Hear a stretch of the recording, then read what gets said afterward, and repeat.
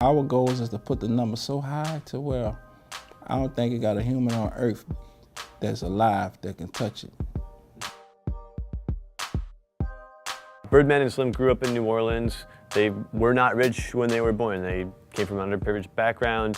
They were, going between boys' homes. Their dad was sort of in and out of jail, didn't really know their mom. A rough upbringing, and they wanted to follow in their dad's footsteps as hustlers, they say. Then they discovered a more legitimate way of doing business through the music industry. My dad always tell us, we need to start our own business and be entrepreneurs, and he kept putting that in my head. Well, if you grew up in New Orleans, bro, it's whatever you get into, you're gonna just be a beast about it. You're gonna just be very aggressive about it. If you're a hustler, you're gonna be aggressive. If you play sports, you're gonna be aggressive. I just took the street life and converted it into the music, the aggressiveness of being a hustler. Finding ways to turn 1 to 10, 10 to 100. It wasn't about just being kosher with making a few dollars. We really wanted to make some real money in this game.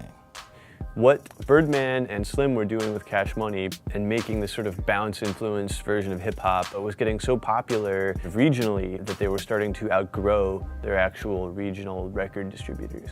Before we even got with Universal, right, we met with everybody. A lot of them refused us, bro. Yeah, we ate so many dinners Russell up here. Simmons refused us. I met with him personally, Leor, all those guys. They refused us, but we was already making $1 million a month. We was making millions of dollars independently. We refused to allow a structured deal where they take anything from us. And we came here to Universal. They wanted to do a one-off. I'm like, man, why would we do that? And I said, you know what? I'm about to head back to New Orleans. We left, we got up. So when we got up, Doug Morris and Mel come from out the back room. Like, what's the problem? Like, man, they want to sell our company. They want us to do a one-off. It don't make no sense. If we're going to do this, we're going to do it all the way, or we don't need to do it at all. So he was like, I wouldn't sell my company either. So we ended up doing a distribution deal where it was 85-15. And we own 100% of our masters and own 100% one thing of I our company. think, though, I think they did it. They wasn't expected to happen the way it did. But the same people refused us. Today wish they would have signed us. They regret every minute of it. I think the reason the deal was so lucrative is because for 9 months, the guys at Cash Money let me say no. They had put out for 6 years 31 CDs. So they had an amazing track record when I found them. It's not like I invented them. I just happened to find something that was really kind of amazing and bring it to the labels. And the very first offer was from Penalty Records for Juvenile for $75,000. And then 9 months later, we were able to get a $3 million cash advance and then a line of credit so that this deal as a whole equaled $30 million. And that was just unheard of for a distribution deal to get that kind of an advance. That worked out really well for Cash Money. Founders didn't have to sell. Worked out really well for Universal because they got the market share that came along with kind of this fresh subgenre of hip hop. Drake was brought to the table through somebody else.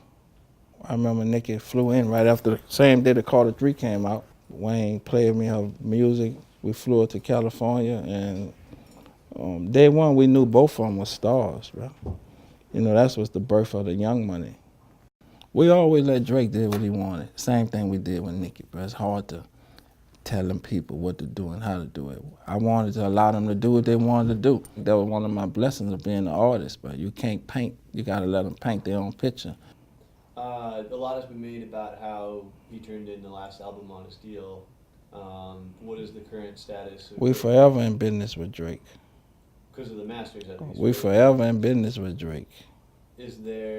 What's the next deal look like? We forever in business with Drake. I mean, we can't speak up on none of All I that. can tell you is we forever in business with Drake. We got a great friendship, great partnership, much respect on both sides of the table. And honestly, I feel we forever in business with Drake. Fuck what you heard or what you might hear. It is what it is. We're in business with Drake. Simple.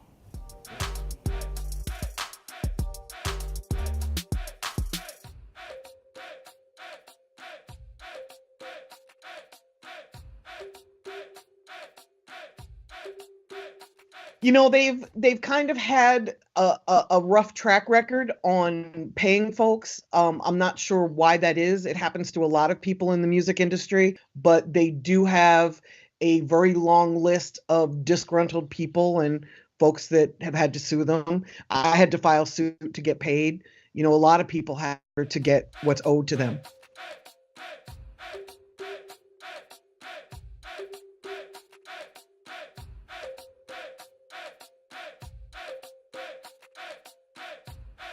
I think people continue to work with them in spite of the reputation of non-payment because they're brilliant. They just have this unbelievable marketing strategy that works, and they're able to propel artists to success. We make this shit look easy, but it's really not. But if you try it, you'll see. Try your record company and see. We just make it look easy because we've been doing it for so long, bro. And we great at what we do, but I'll tell anybody who foresee this shit in the wrong aspect, try it. And you'll see what it's built on. And that's the problem with today. A lot of people see it. They see the finished product. They don't see the work that go into it before you get to the work we put into it. We generated $2 billion since we've been in this company. $2 billion. It's some $1 billion shit, man. We're here forever. We ain't never going nowhere.